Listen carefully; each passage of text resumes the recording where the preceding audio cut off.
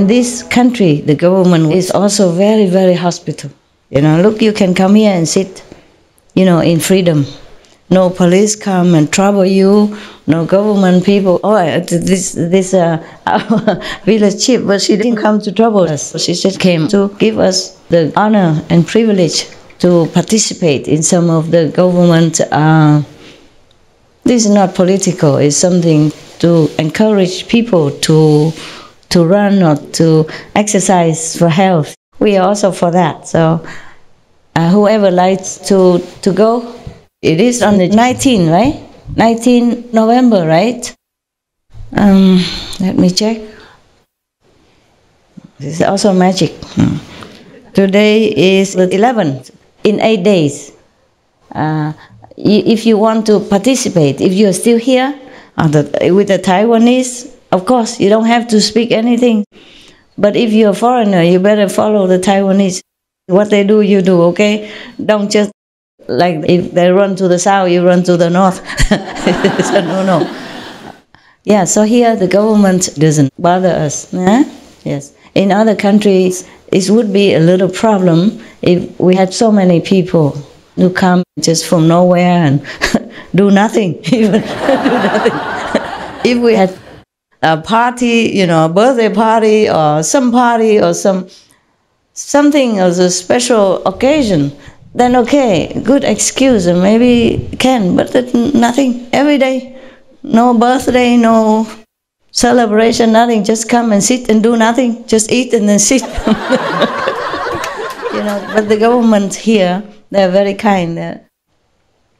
Here is free religious belief. There are a lot of religions here, Buddhists, the majority, I think, and then Catholics, and then many other side or new religions. Whatever you name it, they have it here. And no government ever restricts your freedom of faith. No, never. Okay, you believe whomever you believe. As long as you're a good citizen, you don't trespass the government's laws, you don't bother your neighbors or anybody else in this country, you're free to stay and believe what you believe, you do what you do, as long as your visa permits. Of course, every country is the same. This is international law, If you go to another country, you need a visa. And your visa is extended until how long, and then you just go. Every country is the same, except the European Union is different. I'm happy to say that now the European countries are together, united. Before, if you went from Germany to France, you needed a visa, and you could not stay long. Yeah, maybe 3 months, just like here or any country. Now, wow, you can drive from one country to another. You can drive for many days. You can go any country you like. In the Schengen zone, when I went to Europe, the first time I went after the Schengen zone, I could not believe my eyes. There were no checkpoints, no police, no immigration services or requirements, nothing. Just drive through. I saw the old sentry of the immigration checkpoints, just all empty, nobody inside. Sometimes some countries don't care even if you stay long, even if you're American. One time I came back from America with several helpers, assistants, and one of them was from Costa Rica. He spoke Spanish, of course. We arrived at the airport and we were looking for the immigration police to stamp our passports. Looking so long, looking everywhere, didn't see anybody. And then we just sat there and waited because we thought we should not go out, And some people say, you go, there's no police today, just go, you're free to go. I said, no, we don't do this. It's too risky. What if when we go out, they check and you don't have a stamp when you enter, Then they might think you were sneaking in through the border or something. It's even more trouble. It's better to be lawful. So we sat and waited for a long time. And then suddenly, the one lonely police was just walking, like leisurely, like he was taking a stroll in the park. He was not even worrying about us. He saw us sitting there. And then we ran to him. I say, you speak Spanish, you run to him and say, we need stamps. He ran to him and spoke Spanish. He said, what? You just go, you speak Spanish, no? He said, no, I'm not. He said, I'm not Spanish. I'm from Costa Rica. He said, never mind, you speak Spanish, just go. So he said, oh, these don't speak any Spanish. Oh, I said, okay, if you really want to, come here. Stamp. All of us got stamp, and then we felt peaceful. Then we went, okay, yeah. Another time, I planned to stay in Spain. So we went and made a kind of inquiry, and then we had a lawyer and all that. And then I said, can I stay here? She said, of course you can. You have a house? I said, yes, I have. Yeah. I have dogs, people, so I need a house. And then she said, you stay alone? How do you take care of so many dogs? I said, I have other helpers. Can they also stay with me? She said, of course. You just write that they are your workers and it's okay. Just like that. It's very, very free. Yeah. But not every country is like that. Don't try, huh? Don't try. If you don't see any police, you sit there and wait. You don't run away thinking it's a free country. It is free, but you have to respect the law, okay? But in Spain, it's like that. You just land and you just go. They don't even bother to check you. Yeah, really. One time I came all the way from Canada with some dog people. And I had all the documents ready, but they landed very late in the morning, about 2 o'clock, 3 o'clock in the morning. There were some police there, of course. And I give them the paper for my dog people. It's normal, you have to give like your dog person has vaccine and had a blood test and everything. I had done all that and deworming before they came, 5 days. 5 days after deworming, you have to depart the country. That is in America. So I wanted to give them all that. They said, never mind, just go. So I just took my dog people and go. They're happy. So, oh, beautiful dogs. Something like that. That's all. They didn't even check. I said, how about this? My dog people are supposed to report here. He said, never mind. Don't bother. Your dogs look healthy and you have everything. We trust you. But if you want, you can come back any day later on. I said, but don't need. I said, okay, if don't need, then okay, we don't want to bother you either, So it's just like that. Before, Europe wasn't like this. From one country to the next, you had to really go and get a visa from the embassy. Yeah, right? Some of you from Europe. What is it? We going soon. Okay? You want to go now? You want to go? Want to take? You want to go? Yeah. Go, running. Okay.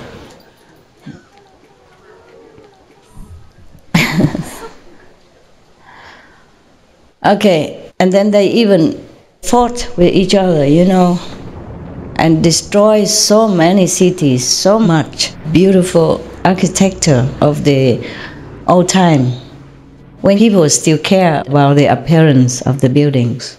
Europe before was full of monuments.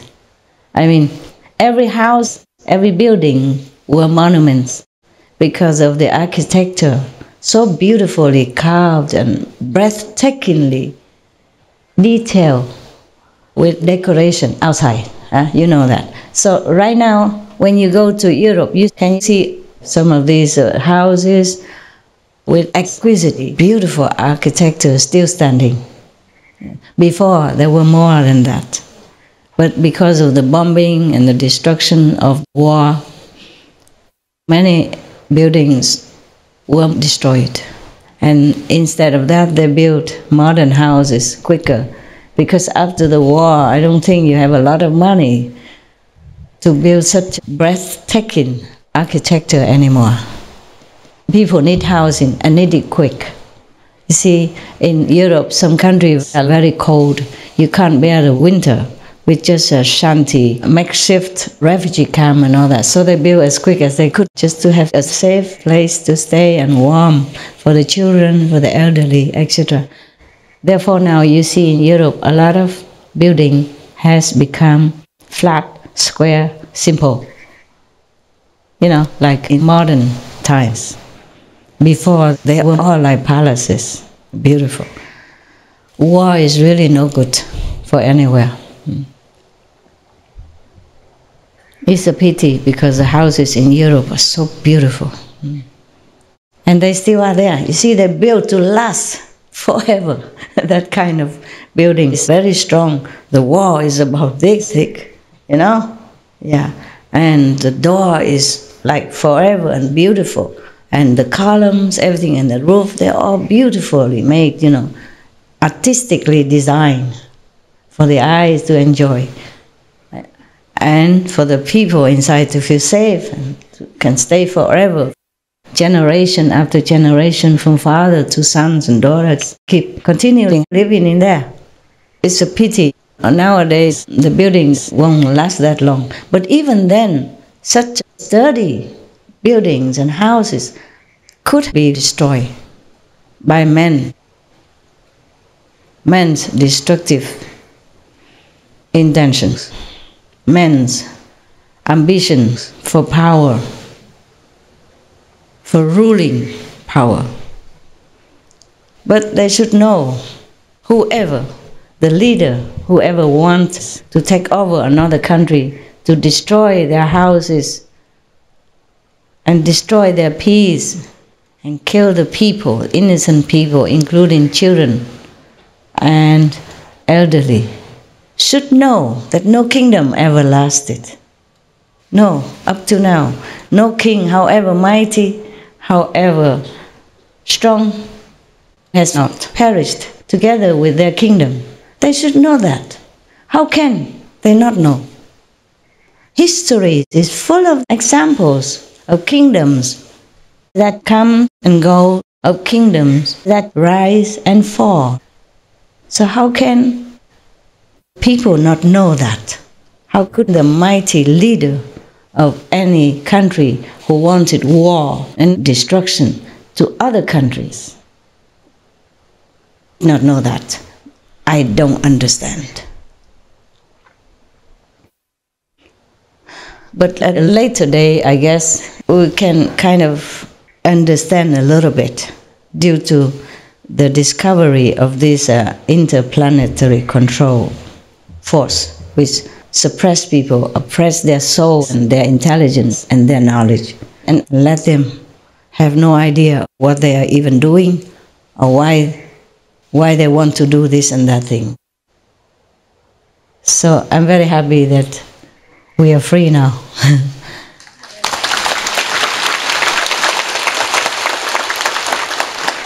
We are free to decide what we want to be. Yes, if we want to go to a higher level of heavenly mansion, we can. We can search for an expert to teach us how. Yes. It looks like political party. I saw that. Some political people talk very eloquently, and people in the same party, they clap a lot. Really, was it worthy for you to clap? Yeah? Yes. Yes? Yes? No? No? Oh, okay. Thank you. I'm really happy. Sometimes in my own house, in my own place, alone, or in my cave, I smile, you know. And sometimes I laugh very loud thinking of that, thinking that people on this planet henceforth will be forever free. They are free to be reincarnated again, be human again, if they keep their humanness rules, like don't kill, don't steal, don't tell lies, etc. You know, right? Yeah. If you keep that, the 5 precepts, this is life after life, the rules of the universe. Okay, if you don't harm others, you will not be harmed. If you don't do bad things to others, you will not be treated the same. I mean, now or later. Sometimes the consequences don't come immediately, and you think you can get away with murder. It's not like that. It will come. Even if the government's law doesn't catch up with you, the universal law will not let you free. Your conscience also will not let you free. Yes. Even if you look tough outside and look like you don't care about anything, You don't believe in the law of reincarnation. You don't believe there are any consequences of what you're doing. It will come. I guarantee you. Even Einstein, what did he say? If you stand long enough in one place and you throw something far enough, it will come back to you later. What is that? The law of karma, no? The law of action and consequences. Yeah, in scientific terms. So we all know that. Anyway, you should know.